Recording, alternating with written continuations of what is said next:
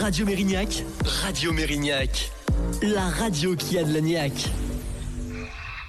Bonjour, vous êtes bien sur Radio Mérignac. Aujourd'hui, je reçois Thierry Trijoulet, conseiller régional, premier adjoint au maire et conseiller communautaire à Bordeaux Métropole pour parler du FCGB. Bonjour Thierry Trijoulet. Bonjour.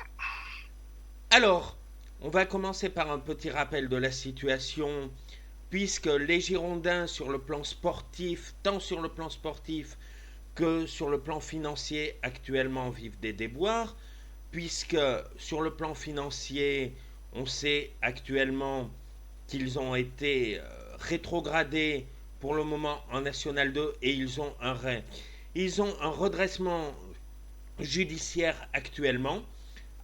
Aujourd'hui à 11h, il y a eu l'appel devant la DNCG pour savoir si ils évolueraient en National 1. Pour le moment, nous n'avons pas encore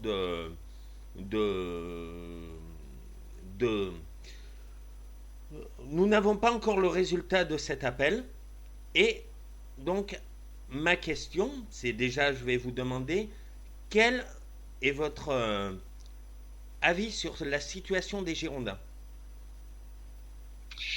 Bien écoutez, comme je pense beaucoup de gens, c'est un énorme gâchis. C'est un gâchis économique, un gâchis sportif et un gâchis populaire, parce que les Girondins de Bordeaux, ça représente beaucoup, bien au-delà du département de la Gironde. Donc aujourd'hui, on se rend compte que les problèmes ont peut-être commencé bien avant. Personnellement, moi j'ai été très, très prudent lorsque M6 a vendu à Dagrossa et avec le fond derrière King Street, personnellement je sentais pas trop la chose. D'accord. Alors justement, à ce moment-là, la métropole, quand Monsieur Dagrossa et King Street ont annoncé qu'ils allaient quitter, la métropole a facilité pour retrouver un repreneur. Le président de l'époque, Monsieur Andiani, a amené M. Lopez en disant que c'était l'homme de la situation. Ne pensez-vous pas, au regard de la situation, que ça a été une erreur? Non, je ne pense pas que ce soit M. Andiani qui a été chercher M. Lopez pour reprendre les Girondins de Bordeaux. Il s'est lui-même proposé, et effectivement, compte tenu qu'il y avait un certain affolement par rapport à la situation sportive, Monsieur Andiani espérait que ça soit l'homme de la situation, mais c'est pas Monsieur Andiani qui a été chercher Monsieur Lopez. Voilà. Comme on a dit par le passé que le rachat des Girondins par Monsieur Dagrossa, par l'ancien président, était une bonne chose. C'était effectivement la relance du projet sportif et des Girondins de Bordeaux. Donc effectivement, à l'usage, on peut se poser beaucoup de questions sur comment on est arrivé là et la part de responsabilité de Monsieur Lopez. D'accord. Alors, justement, en parlant des problèmes financiers, vendredi, il y a eu une réunion des présidents de groupe, comme l'avait souhaité Madame la Présidente de Bordeaux Métropole, pour que les Girondins puissent continuer à jouer au Stade Matmut pour un loyer de 0 €. Pouvez-vous nous en dire plus sur le sujet? Non, je ne peux pas vous en dire plus si ce n'est que ce qui a été annoncé. Soyons clairs, aujourd'hui, par rapport à la situation des Girondins de Bordeaux, on avance à vue, et la métropole également. Comme vous l'avez rappelé, on est encore en attente de décision par rapport à un appel et potentiellement son retour, même si malheureusement je pense qu'il y a peu d'espoir. Et aujourd'hui, il va falloir faire face à tout ça. Donc effectivement, la présidente de la métropole, en consultation avec les présidents des différents groupes, propose d'essayer d'apporter à notre juste niveau des solutions. Il y a des demandes de vouloir toujours utiliser le Matmut. Effectivement, compte tenu des niveaux envisagés, on peut se poser des questions sur la grandeur du stade, l'affluence. Mais M. Lopez a avancé le fait que, comme il y avait encore 2 groupes de supporters bien ancrés et qu'il y avait une certaine cohabitation, le stade Matmut l'intéressait pour gérer ne serait-ce que les supporters. Voilà, donc effectivement, cela, compte tenu du modèle économique du futur club, avec toute la fragilité d'une liquidation ou d'un redressement judiciaire, ça amène effectivement à des sacrifices concernant le grand stade en termes de coût d'utilisation. Et sur le plan d'un futur peut-être repreneur, il y a aussi une association de supporters qui s'est montée, et Pierre Urmic a rencontré la semaine dernière des actionnaires locaux. Pensez-vous que ce serait une solution pour éteindre l'incendie actuellement ? Je ne sais pas si on arrivera à éteindre l'incendie, s'il faut parler en termes de métaphore d'incendie. On gère une situation d'urgence. Je rappelle qu'un certain nombre d'entrepreneurs, avant l'arrivée de M. Lopez, s'étaient déjà positionnés, des entrepreneurs locaux, mais avec une surface financière qui n'était peut-être pas celle que pouvait avancer M. Lopez. Donc ils ont toujours été là et toujours soucieux du devenir des Girondins de Bordeaux. Donc effectivement, aujourd'hui, ces gens, à juste titre, réapparaissent pour apporter une contribution qui, effectivement, aujourd'hui, face à la crise, tout le monde essaie d'y apporter sa pierre en parlant d'un nouveau modèle. On parle de SIC, de sociétés coopératives, de socios et collectifs, qui sont pas forcément des modèles aujourd'hui les plus partagés quand on parle de foot de haut niveau. Mais il y a aujourd'hui aussi des perspectives d'innovation, même si on n'a pas forcément la culture pour ce type de club, de cette approche. Effectivement, on sait que dans certains pays, le poids des socios en Espagne, qui sont partie prenante, mais aussi avec un investissement financier plus lourd. Donc moi, pourquoi pas, mais il faut rester prudent parce que les attentes économiques peuvent être fortes si demain on envisage un futur plus positif pour le Girondins de Bordeaux. D'accord, c'était justement la question que je voulais vous poser. Si les socios, pour vous, c'était une solution qui pouvait marcher pour un club comme Bordeaux. Aujourd'hui, dans le modèle français du club sportif, non. On n'a pas cette culture, même si aujourd'hui on sort des JO avec une population française qui s'est trouvée très, très supportrice et on ne va pas s'en plaindre. Mais si nous avons des groupes d'ultra dans le bon sens du terme, ultra au sens supporter, jusqu'au boutiste et rien à voir avec le hooliganisme, ça reste quand même encore, même si on les entend et moi j'ai toujours défendu leur engagement pour un football populaire. Malheureusement aujourd'hui la surface financière, les socios, parce que les socios de Barcelone par exemple, je sais que c'est plus de 100 000 personnes qui investissent tous les ans. Enfin voilà, donc demain ça peut, mais aujourd'hui c'est pas.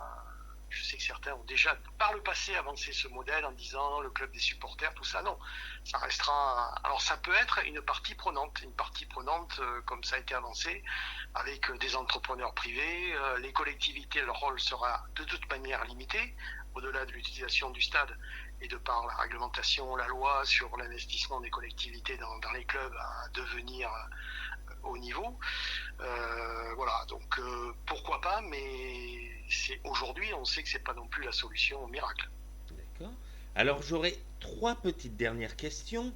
C'est aussi la métropole va faire un autre effort, c'est annuler la dette de 20 millions, me semble-t-il, sur les loyers impayés par Gérard Lopez.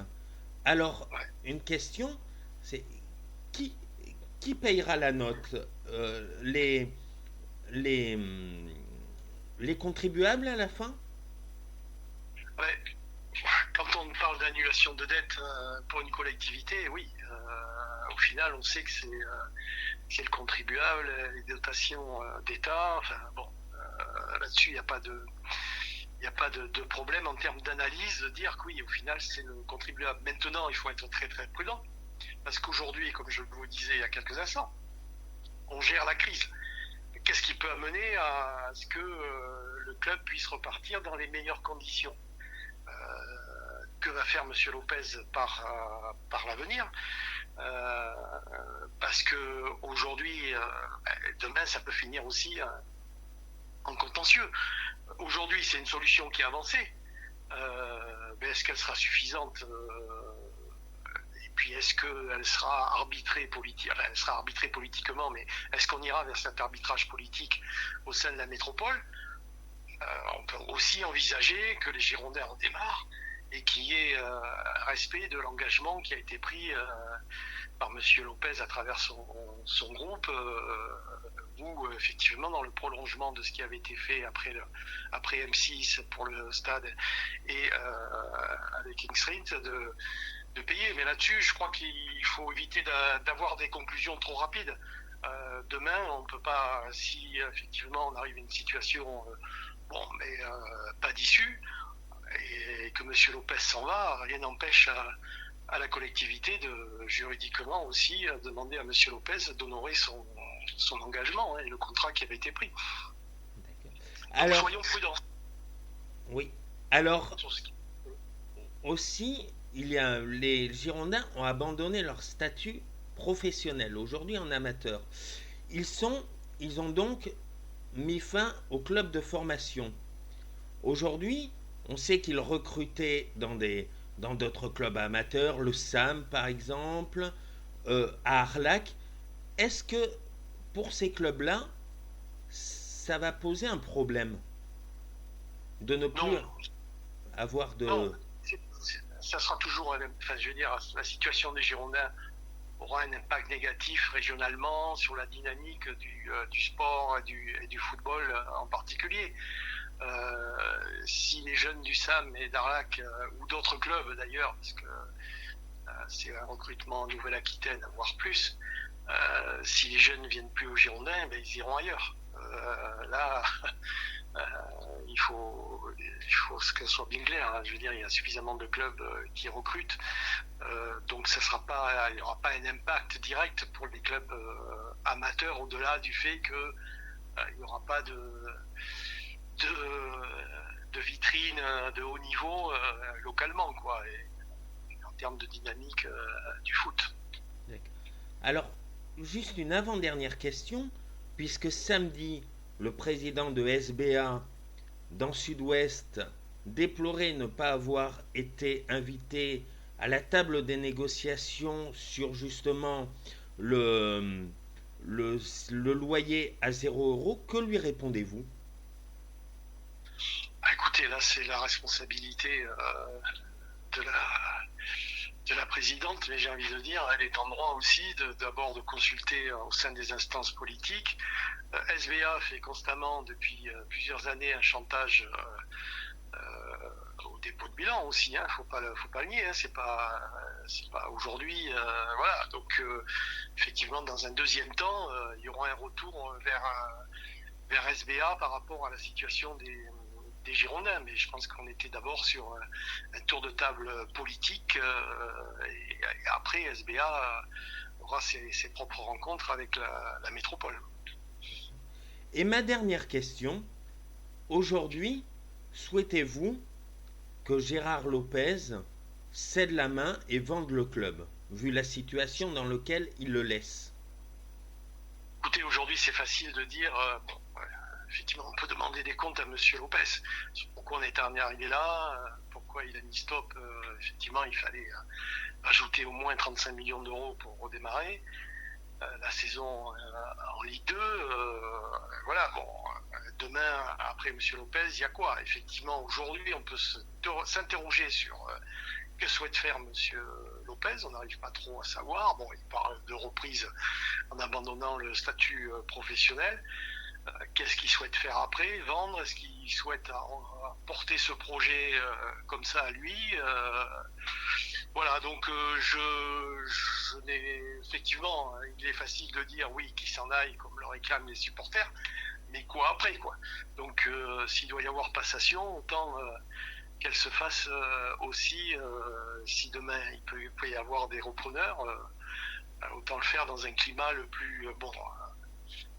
Pas forcément sur un départ ou une démission, mais bon, là-dessus, je suis pas assez au cœur du dossier au sein des instances du football et des Girondins pour savoir qu'est-ce qu'il prévoit, sachant que ce monsieur a toujours été un peu dans la surprise en termes de décision, en mettant les gens devant le fait accompli. Donc bon, voilà, je sais pas. Donc je pense que pour le moment, il est à la tête du club. Ça serait bien qu'ils disent qu'est-ce qu'ils souhaitent faire pour la suite. Tout de même, êtes-vous optimiste ou ou voyez-vous une lumière d'espoir pour la suite pour le club? Écoutez, à court terme, on ne peut qu'être pessimiste.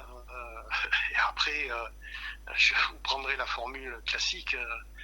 On va rester optimiste parce que les grands clubs ne meurent jamais. D'accord. Eh bien, merci Thierry Trigoulet d'avoir accepté de répondre à nos questions.